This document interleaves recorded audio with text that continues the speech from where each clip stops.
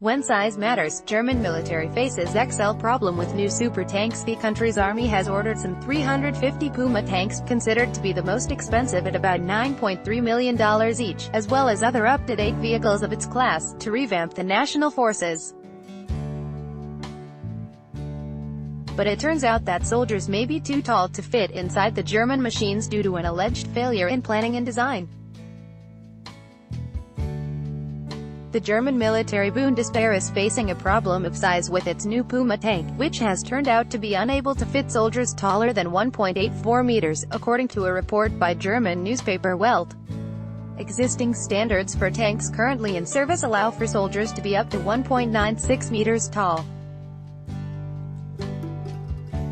Meanwhile, in the front part of the new tanks, the maximum height is limited to 1.91 meters and some soldiers are expected to not be able to meet the requirements in switching to the new Puma, according to the newspaper citing the German military.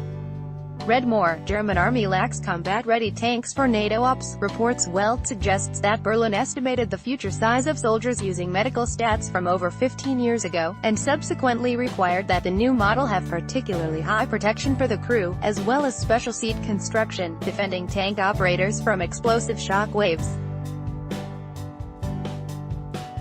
According to the German military, cited by the media, it is still to be clarified if the design of the new tank can be altered.